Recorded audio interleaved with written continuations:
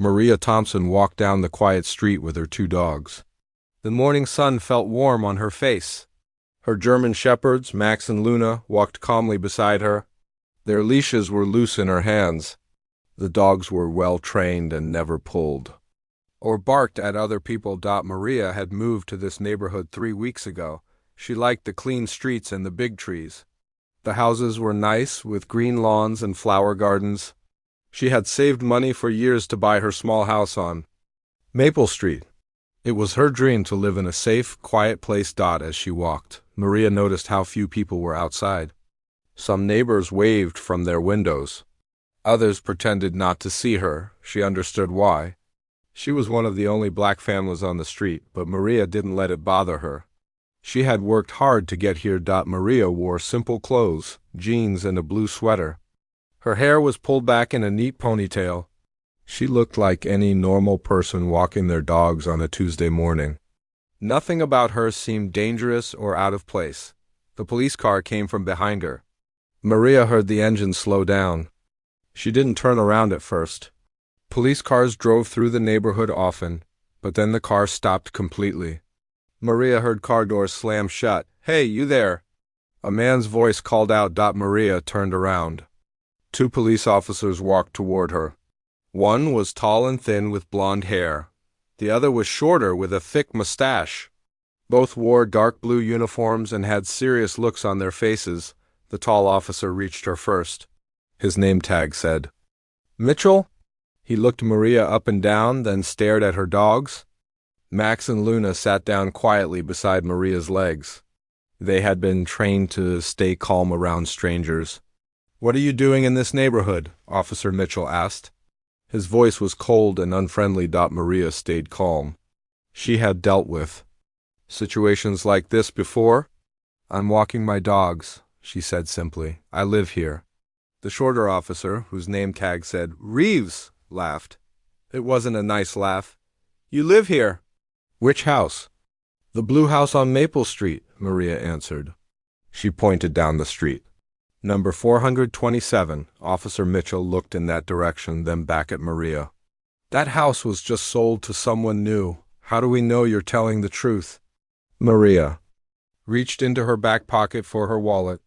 Both officers quickly put their hands on their guns. "Whoa there," Officer Reeves said. "Keep your hands where we can see them." "I was just getting my ID," Maria said. She moved slowly and carefully. She pulled out her driver's license and handed it to Officer Mitchell. He looked at the license for a long time. He showed it to Officer Reeves. They whispered to each other, but Maria could hear some of their words. "Same address, Officer Mitchell." Saad quietly. "Could be fake," Officer Reeves whispered back. Maria's dog sensed the tension. Max's ears went up and Luna moved closer to Maria's leg. But they stayed quiet and well-behaved, just like Maria had trained them. "These are some expensive dogs," Officer Reeves said, looking at the German shepherds. "How does someone like you afford dogs like this?" Maria felt anger rise in her chest, but she kept her voice steady. "Someone like me?" "You know what I mean," Officer Reeves said with a smirk. Officer Mitchell handed back her license. "We've had some break-ins in this area lately. People who don't belong here, walking around, checking out houses." "I do belong here," Maria said firmly. "I bought my house 3 weeks ago. I have every right to walk on these streets." "Rights?" Officer Mitchell laughed. "Listen, lady, we're just doing our job, making sure this neighborhood stays safe." More people were starting to notice what was happening. An older woman across the street stopped watering her flowers and watched from her yard. A man walking his small dog slowed down to look. Maria saw someone in a window holding up a phone, probably recording. "Can I go now?" Maria asked. "My dogs need their walk and I have to get ready for work." "Work?" Officer Reeves asked. "What kind of work do you do?" Maria thought carefully about her answer. She could tell them the truth right now. She could show them her badge and end this whole thing. But she wanted to see how far these officers would go. She wanted to see their true colors. "I work for the city," she said. It wasn't a lie, but it wasn't the whole truth either. "City work, huh? Officer Mitchell said. What department? Public safety, Maria answered. The two officers looked at each other again. Officer Reeves wrote something in a small notebook. Maria wondered what he was writing down. We're going to need to verify your story, Officer Mitchell said. You mind if we take a look around your property? Maria knew they had no right to search her property without a warrant or her permission, but she was curious to see what they would do if she said no. Do you have a warrant? She asked politely. Officer Reeves' face got red. We don't need a warrant to check out suspicious activity. What's suspicious about walking my dogs? Maria asked. Look, Officer Mitchell said, stepping closer to Maria. We can do this the easy way or the hard way. You can cooperate with us. Or we can make this more difficult. Maria felt her heart beating faster, but she kept her face calm. Max and Luna sensed her stress and stood up, ready to protect her if needed. But Maria gave them a quiet hand signal to stay calm. I am cooperating, Maria said. I showed you my ID. I answered your questions. I haven't done anything wrong. That's what they all say, Officer Reeves muttered. A car drove by slowly. The driver looked at the scene with concern. Maria hoped someone would stop and ask if everything was okay, but the car kept going. These dogs seem pretty well trained, Officer Mitchell said, changing the subject. Where did you get them? I've had them for 3 years, Maria said. I got them as puppies. Must have cost a lot of money. Officer Reeves said, Good training like that isn't cheap. You sure you didn't steal these dogs? Maria's hands tightened on the leashes, but she kept her voice steady. I did not steal my dogs. I have all their papers at home, registration, vaccination records, everything. We might need to see those papers, Officer Mitchell said. Maria realized this wasn't going to end any time soon. These officers were determined to find something wrong with her being in this neighborhood. They were going to keep asking questions and making accusations until they found a reason to arrest her or force her to leave. She looked around the street again. More neighbors were watching now. Some looked concerned, others just curious. Maria made a mental note of every face, every person who was seeing this happen and doing nothing to help. Officers, she said calmly, I'm going to ask you one more time. Am I free to go? The two police officers looked at each other. They seemed to be having a silent conversation with their eyes. Finally, Officer Mitchell shook his head. No, he said. Not yet. We still have more questions. Officer Mitchell put his hands on his belt and looked at Maria with a mean smile. So you say you bought that house on Maple Street? How much did you pay for it? Maria stared at him. That's none of your business. Everything's our business when we're investigating, Officer Reeves said. He walked around Maria in a slow circle like she was some kind of criminal. Houses in this neighborhood cost a lot of money. More money than most people have. Most people like me, you mean? Maria asked. Officer Mitchell laughed. I didn't say that. You did, but Maria could see it in their eyes. She could hear it in their voices. These officers didn't think she belonged in this neighborhood. They thought someone who looked like her couldn't afford to live here. Maybe you're house-sitting for someone, Officer Reeves suggested. Taking care of their dogs. While they're away. I told you already, I live here. I own that house. Own it? Officer Mitchell's laugh was loud and nasty. Right, and I'm the mayor, Officer Reeves joined in the laughter. Maybe she's the cleaning lady. Some rich family hired her to take care of their place? Maria felt her anger growing, but she forced herself to stay calm. She had learned long ago that getting angry with police officers only made things worse, even when they were wrong, even when they were being cruel. I am not anyone's cleaning lady, she said quietly. Hey, there's nothing wrong with honest work, Officer Mitchell said, still smiling that mean smile. Cleaning houses is good work. Better than some other things people do for money? The way he said it made Maria's skin crawl. She knew exactly what he was suggesting. More neighbors had come outside now.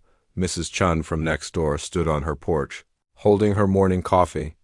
The Johnson family from across the street watched from their front yard.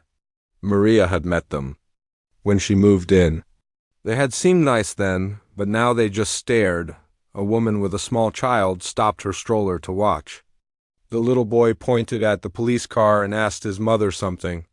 The woman quickly pushed the stroller away, but she kept looking back over her shoulder. "You know what I think?" Officer Reeves said, stepping closer to Maria. "I think someone like you couldn't afford to buy a house in this neighborhood, not unless you were doing something illegal." "Something illegal?" Maria repeated.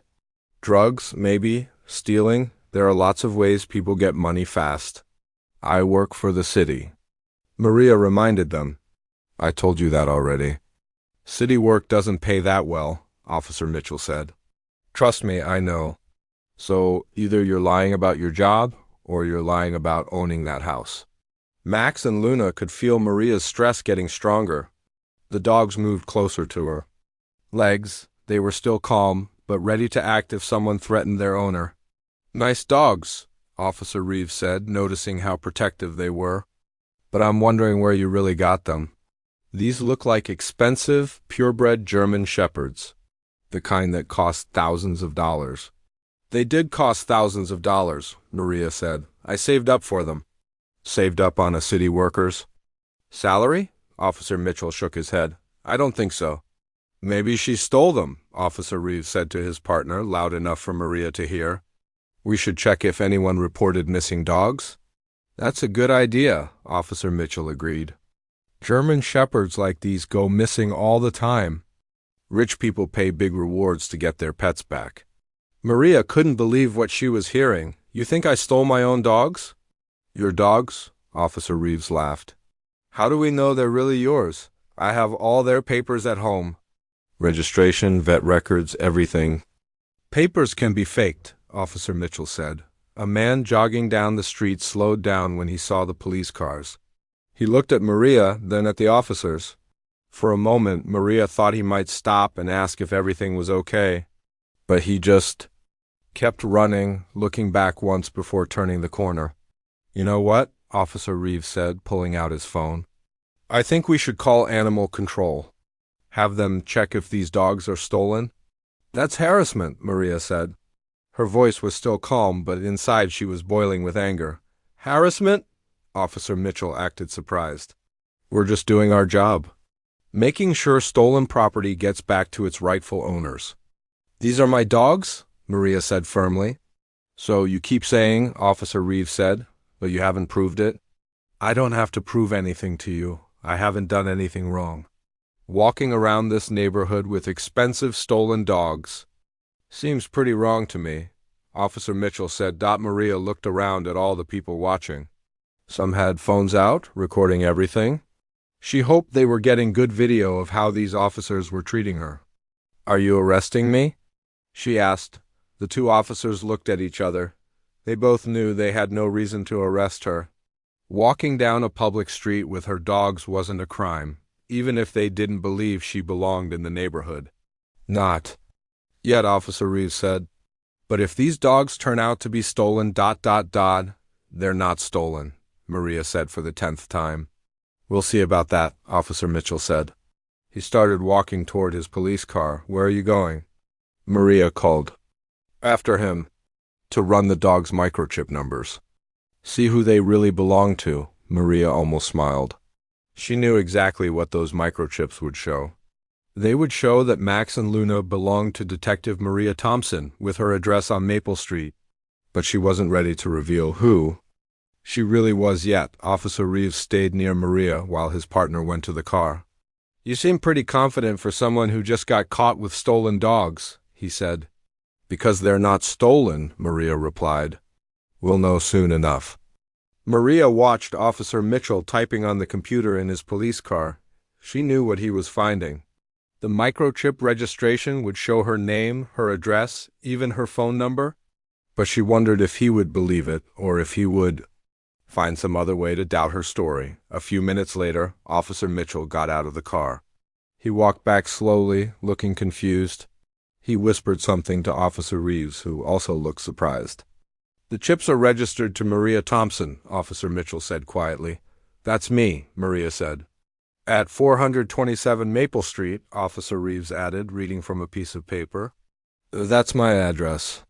The two officers stood there for a moment, not sure what to say next. They had been so sure that Maria was lying about everything. But the microchips proved that the dogs were really hers and that she really lived where she said she lived. "Well," Officer Mitchell said finally, "that doesn't prove you didn't steal the dogs from someone else named Maria Thompson?" Maria stared at him. "Are you serious?" "Identity theft is a real crime," Officer Reeves said. "Maybe you stole this woman's dogs and her identity." "This is ridiculous," Maria said. "I'm Maria Thompson." "Those are my dogs. That's my house." "I haven't stolen anything from anyone. You got any other ID?" Officer Mitchell asked. "Something with a picture on it?" "You already saw my driver's license. Driver's licenses can be faked too." Maria couldn't believe how far these officers were willing to go. They had checked her ID, verified the dog's microchips, and confirmed her address. But they still didn't want to believe that she belonged in this neighborhood. A police radio crackled from their car. Someone was calling about a real crime somewhere else in the city, but neither officer moved to answer it. "We should probably go," Officer Reeves said to his partner. "Yeah, probably," Officer Mitchell agreed.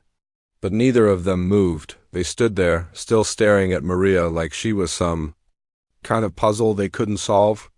How could a black woman afford to live in this neighborhood? How could she own such expensive dogs? There had to be something wrong with the picture. Maria checked her watch.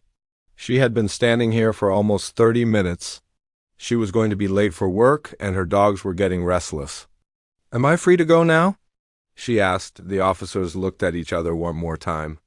They both knew they had run out of excuses to keep her there. But Maria could see they didn't want to let her go. They wanted to find something, anything, that would prove she didn't belong here. "Yeah," Officer Mitchell said finally. "You can go, for now." "For now?" Maria asked. "We'll be watching," Officer Reeves said. "This neighborhood has been very quiet and peaceful. We want to keep it that way." The message was clear. They would be watching her, looking for any excuse to stop her again, waiting for her to make some small mistake so they could prove she didn't belong. Maria nodded and started walking away with Max and Luna, but she could feel the officer's eyes on her back, following her every step. Maria had had enough. She turned around to face the two officers who were still watching her walk away. Max and Luna sensed the change in their owner and stood alert beside her. "Officers Mitchell and Reeves," she called out, using their names from their name tags. Both men looked surprised that she remembered their names. They walked back toward her, thinking she had more questions or maybe wanted to complain about something else.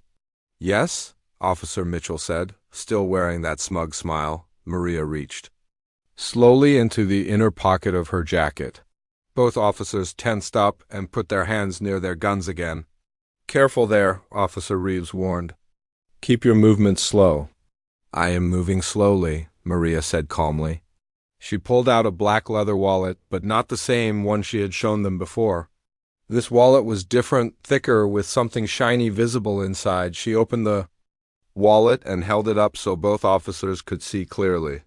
Inside was a gold detective badge and official police credentials. "Detective Maria Thompson," she said in a clear, strong voice.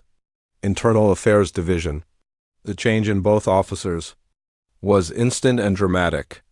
Officer Mitchell's face went completely white, like all the blood had drained out of it. Officer Reeves took a step backward and nearly tripped over his own feet. "What?" Officer Mitchell whispered.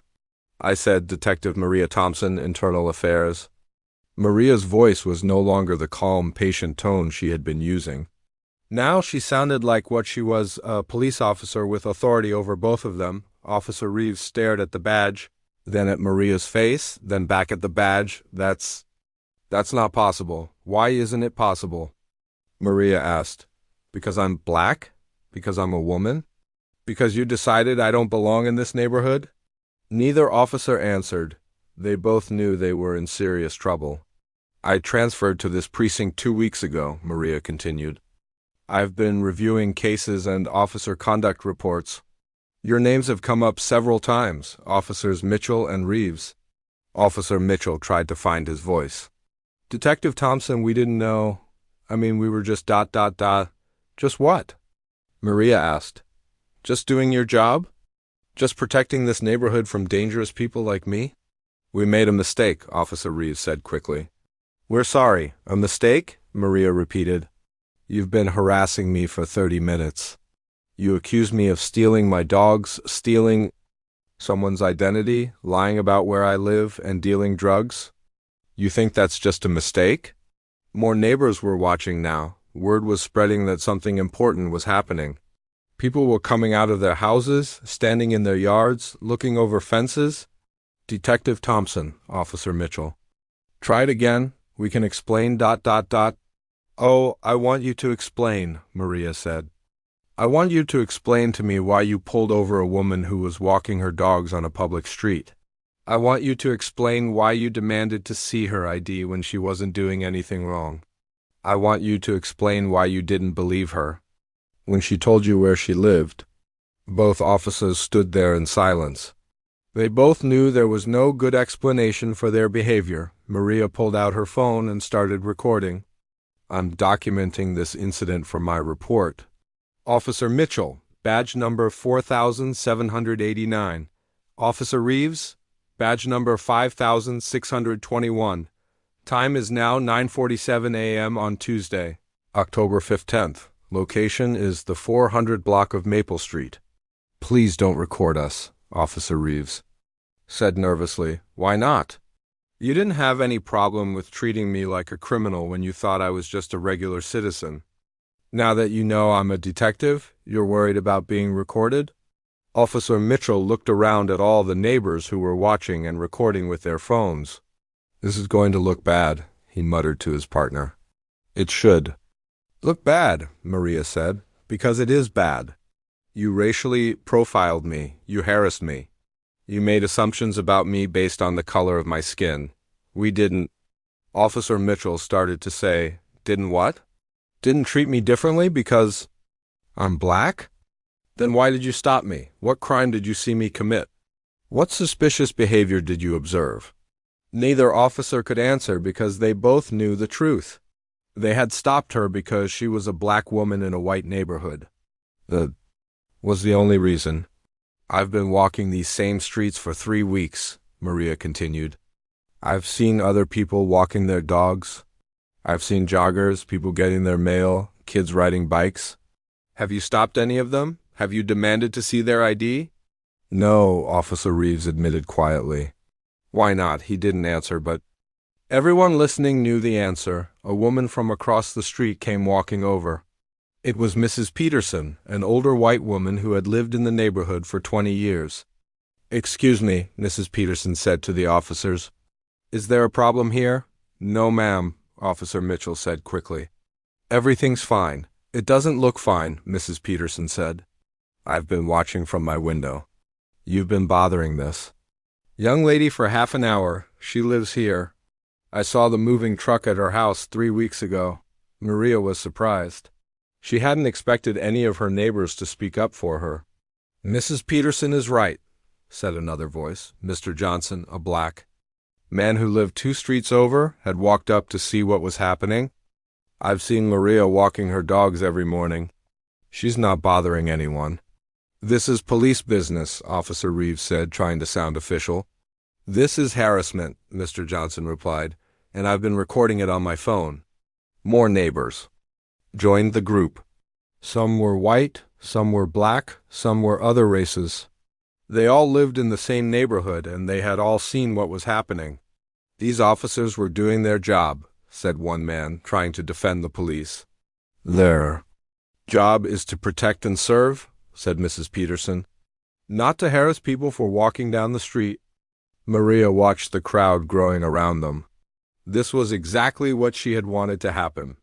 She wanted people to see how Officers Mitchell and Reeves behaved when they thought no one important was watching. Officers, she said, getting everyone's attention back. I want your badge numbers, your supervisor's name, and the incident report number for this stop. Incident report? Officer Mitchell asked nervously. Yes, you did file an incident report for this stop, didn't you? It's required procedure when officers detain a citizen for questioning.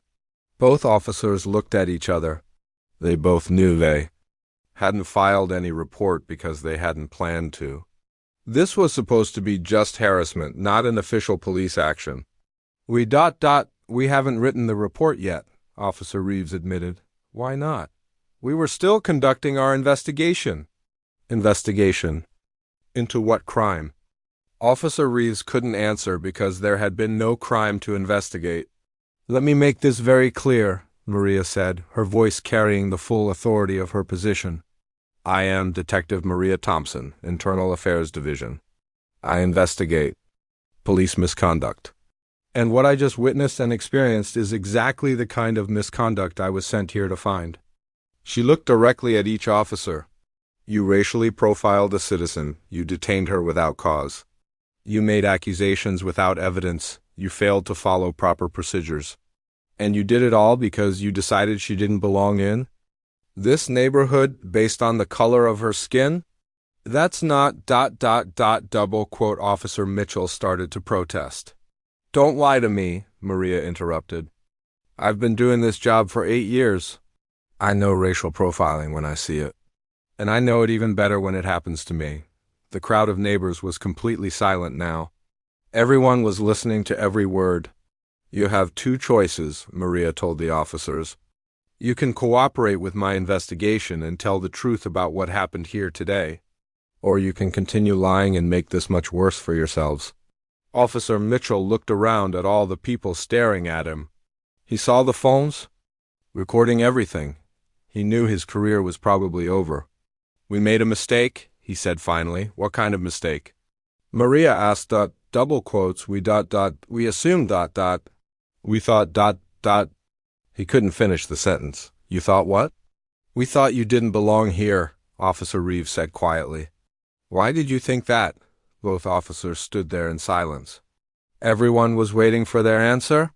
Because I'm black, Maria said when they didn't respond. That's the only reason. You saw a black woman in a white neighborhood and decided she must be doing something wrong. Neither officer denied it. They both knew she was right. Maria closed her badge wallet and put it back in her jacket. I'll be filing a full report about this incident. Your supervisor will be notified by the end of the day. Internal Affairs will be conducting a complete investigation into your conduct. She looked around at all the neighbors who were watching. Thank you all for witnessing this. Your testimony may be needed later. Then she looked back at Officers Mitchell and Reeves. Last time, you're dismissed. Go back to your car and leave this neighborhood. And think very carefully about how you're going to explain your behavior to your supervisor. Both officers walked slowly back to their police car. They didn't say another word to Maria or to each other. They got in their car and drove away, knowing their lives as police officers were about to change forever. After the police car disappeared down the street, Maria turned to face the neighbors who had gathered around. Her dogs, Max and Luna, sat calmly beside her, as if they understood that their owner was now in control of the situation. Thank you all for coming out here, Maria said to the crowd. What you witnessed today was important, and I appreciate your support. Mrs. Peterson stepped forward. Detective Thompson, I'm sorry this happened to you in our neighborhood. This isn't who we are. Actually, Mrs. Peterson, this is exactly who some people are, Maria replied gently. And that's why incidents like this need to be documented and addressed. Mr. Johnson held up his phone. I recorded the whole thing. If you need the video for your investigation, I'll send it to you. That would be very helpful, Maria said. In fact, I'd like to get contact information from anyone who witnessed what happened here today. Several people stepped forward to give Maria their names and phone numbers. She was surprised by how many of her neighbors were willing to help. She had expected some support, but not this much. As the crowd began to break up, Maria walked to her house with Max and Luna. She needed to get ready for work. But first she had some important calls to make. Inside her house, Maria sat at her kitchen table and opened her laptop. She began typing her incident report while everything was still fresh in her memory. Every detail mattered. Every word the officers had said, every assumption they had made, every moment of harassment they had put her through. At 10:30 a.m., Maria called her supervisor, Captain Williams. Captain, this is Detective Thompson. I need to report an incident involving two officers from my new precinct. What kind of incident? Captain Williams asked. Racial profiling and harassment. It happened to me personally about an hour ago. There was silence on the phone for a moment. Are you okay, Thompson? I'm fine, sir. But Officers Mitchell and Reeves are not going to be fine when you hear what they did. Maria spent 20 minutes explaining everything that had happened. Captain Williams listened without interrupting, occasionally asking for specific details. Do you have witnesses? He asked when she finished. Yes, sir. Multiple neighbors recorded the incident. I have their contact information. Good, I want you to file a complete report by end of business today. I'll notify their watch commander immediately. Yes, sir. Thompson, I'm sorry this happened to you, but I'm glad it happened to someone who knows how to handle it properly. After hanging up with Captain Williams, Maria called the watch commander for Officers Mitchell and Reeves. Commander Johnson was not happy to hear from her. Detective Thompson, I just got off the phone with Captain Williams. He told me about the incident this morning. Yes, sir. I wanted to give you a heads up before you heard about it from someone else. Where are Mitchell and Reeves now? I sent them back to their patrol car about an hour ago. They should be on duty unless you've called them in. I'm calling them in right now, Commander Johnson said. They'll be in my office within the hour. Commander, I want to make something clear. This wasn't a case of mistaken identity or poor communication. These officers racially profiled me and then spent 30 minutes trying to find a reason to justify their behavior. I understand, Detective, and I want you to know that this kind of conduct is not acceptable in my command. I hope not, sir. But I have to tell you, when I looked at their personnel files yesterday, both officers have had complaints filed against them before. Commander Johnson was quiet for a moment. What kind of complaints? Similar incidents? Citizens complaining about being stopped without cause, harassment, unprofessional conduct. Most of the complaints were dismissed or resulted in minor discipline. Why were you looking at their files? Because that's my job, sir. Internal Affairs reviews officer conduct patterns. Mitchell and Reeves have been on my list to investigate even before today's incident. I see. Commander, with respect, I think your officers have been getting away with this behavior for too long. Today they just picked the wrong person to harass. At 11:15 a.m., Maria's phone rang. It was Officer Mitchell. Detective Thompson, this is Officer Mitchell. I wanted to call and apologize for this morning. Officer Mitchell, you shouldn't be calling me directly. All communication about this incident needs to go through official channels. I know, but I just wanted you to know that we made a mistake. We're sorry.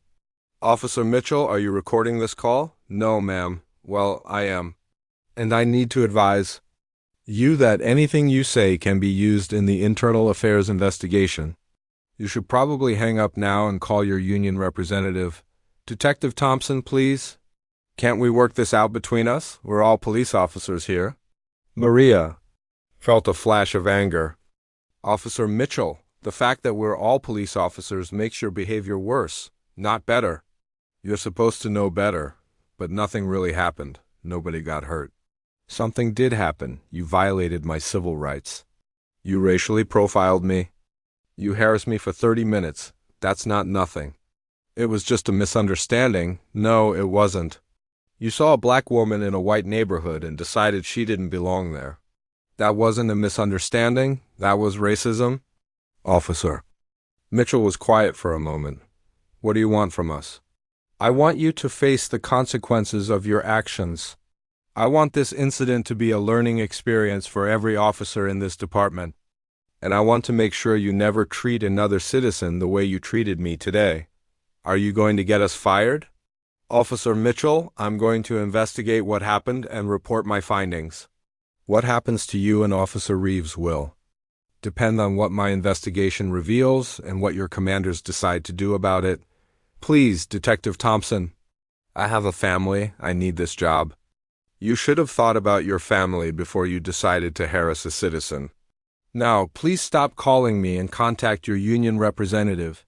Maria hung up the phone and immediately called Captain Williams to report the call dot at 12:30 p.m. Maria's phone rang again. This time it was Officer Reeves. Detective Thompson, I know Mitchell already called you. I want to apologize too. Officer Reeves, the same thing I told your partner applies to you. Don't call me directly. I just want you to understand our side of the story. Your side of the story? You harassed me because I'm black. What other side is there? We were just being careful. There have been break-ins in that neighborhood. How many break-ins? Maria asked. Well, I don't have the exact number. I do. I checked the crime reports for that area. There have been 2 break-ins in the past 6 months. Both were committed by white males during daylight hours. So explain to me how a black woman walking her dogs fits your criminal profile. Officer. Reeves couldn't answer. You know what I think happened? Maria continued. I think you saw a black person in a white neighborhood and decided she must be up to something. That's called racial profiling, and it's illegal. We made a mistake, Officer Reeves admitted. Yes, you did. A big mistake. And now you're going to have to live with the consequences. At 2 p.m., Maria received a call from the local news station. Someone had seen the video of the incident online and wanted to interview her. I'm sorry, but I can't comment on an ongoing investigation, Maria told the reporter. But you're the victim in this case. Surely you can share your perspective. Also the investigating officer. There would be a conflict of interest if I spoke to the media right now.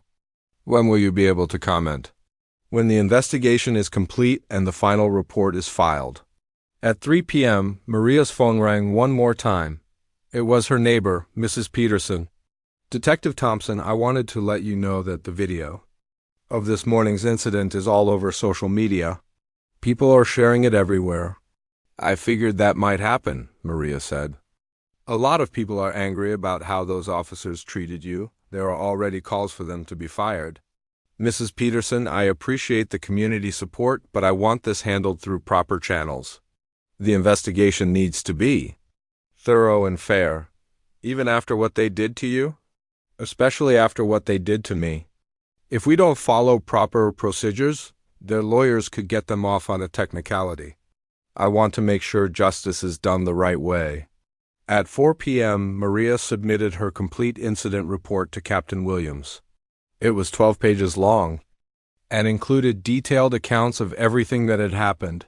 Along with the contact information for all witnesses, she also included a recommendation that both officers be suspended pending a full investigation, and that they be required to complete additional training on racial bias and community policing. As she sent the report, Maria thought about how different this day had turned out from what she had expected.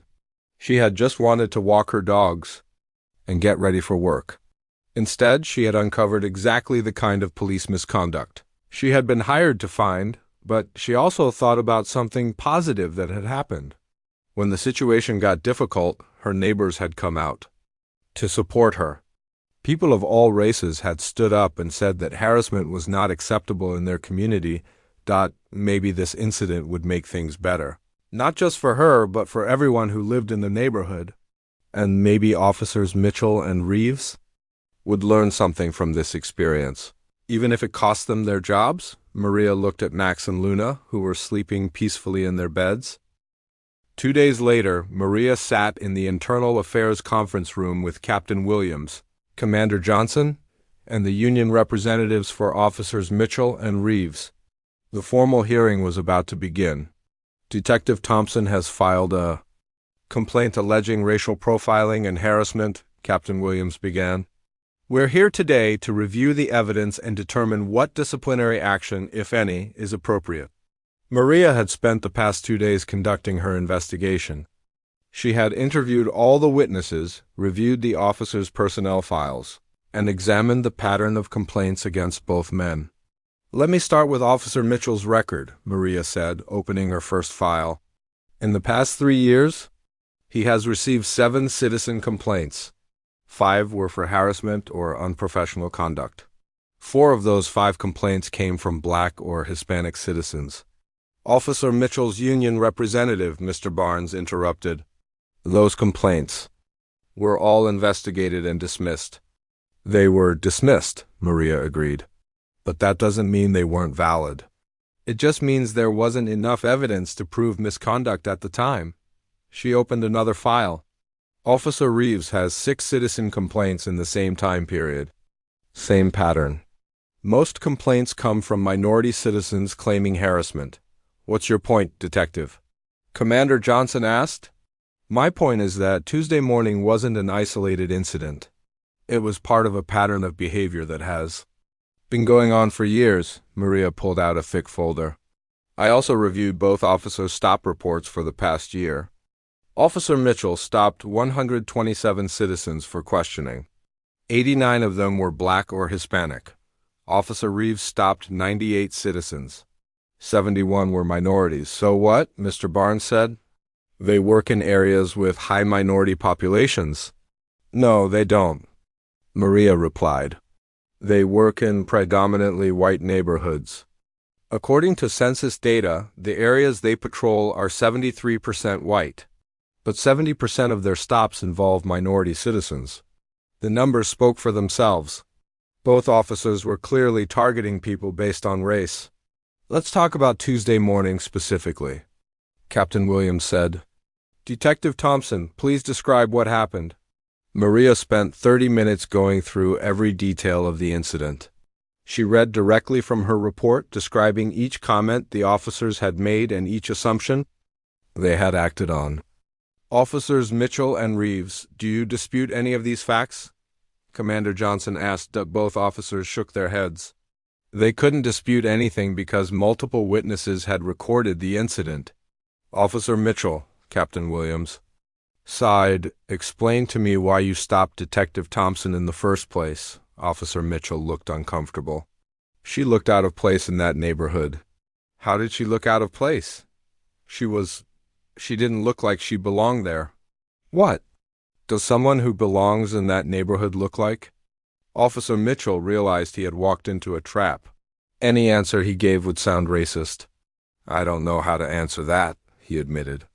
Officer Reeves, Captain Williams continued, you suggested that Detective Thompson had stolen her dogs. What evidence did you have for that accusation? We didn't have any evidence, Officer Reeves said quietly. Then why did you make the accusation? I don't know. Maria pulled out another document. I also want to address the officer's claim that there had been break-ins in the neighborhood. I checked the crime reports. There were exactly 2 break-ins in the past 6 months. Both suspects were white males in their 20s. So how does a black woman walking dogs fit your criminal profile? Neither officer answered. Furthermore, Maria continued, I reviewed your radio calls for that morning. You were not responding to any dispatch about suspicious activity. You were not investigating any reported crimes. You saw Detective Thompson walking down the street and decided to stop her for no reason other than her race. Mr. Barnes tried to defend his clients. My officers made an error in judgment, but that's not the same as racial profiling. What would you call it? Maria asked. A misunderstanding. A misunderstanding that lasted 30 minutes? A misunderstanding that involved accusations of theft, drug dealing, and identity fraud? A misunderstanding that happened to a black woman in a white neighborhood? Captain Williams had heard enough. Officers Mitchell and Reeves, you are hereby suspended without pay pending the completion of this investigation. Captain, Officer Mitchell said desperately, we made a mistake, but we don't deserve to lose our jobs over this. You racially profiled a citizen, Captain Williams replied. You harassed her for 30 minutes. You made false accusations without evidence. And when you found out she was a police detective, you tried to cover it up by calling her directly. We were trying to apologize, Officer Reeves said. You were trying to avoid consequences, Maria corrected. And you made it worse by admitting your guilt in recorded phone calls. Commander Johnson looked at both officers. I'm recommending termination for both of you. This kind of behavior is not acceptable in my command. The union representative tried one more time. Commander, these officers have families. They need their jobs. They should have thought about their families before they decided to harass citizens, Commander Johnson replied. Detective Thompson has a family too. She shouldn't have to worry about being attacked by the people who are supposed to protect her. The hearing lasted 3 more hours. In the end, both officers were terminated from the police force. They would also face disciplinary action from the state licensing board, which could prevent them from working as police officers anywhere else. 3 weeks later, Maria received a phone call from the mayor's office. "Detective Thompson, this is Mayor Roberts. I wanted to personally thank you for your handling of the Mitchell and Reeves case." "Thank you, sir. I was just doing my job." "You did more than your job. You showed incredible professionalism under very difficult circumstances. I'm recommending you for a commendation." "That's not necessary, sir."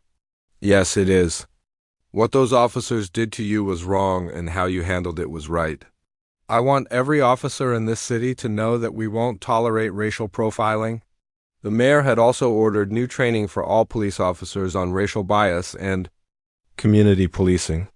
Maria was asked to help design the training program. 1 month after the incident, Maria was walking Max and Luna through her neighborhood when she saw Mrs. Peterson working in her garden. "Good morning, Detective Thompson," Mrs. Peterson called out. "Good morning, Mrs. Peterson. How are you today?" "I'm well, thank you. I wanted you to know that the neighborhood association voted to put up a new sign at the entrance to our street." "What kind of sign?" "It says, 'All are welcome here. We want everyone to know that we don't tolerate discrimination in our community.'" Maria smiled. "That's wonderful, Mrs. Peterson." "It was Mr. Johnson's idea, actually. He said what happened to you could have happened to any of us, and we need to stand together." As Maria continued her walk, she thought about how much had changed in just 1 month. 2 officers who had been harassing citizens for years were no longer on the force. The police department had new policies and training to prevent racial profiling. Her neighborhood had come together to send a message that discrimination wasn't welcome, but most importantly, other citizens who might face similar harassment in the future would know that someone was watching out for them.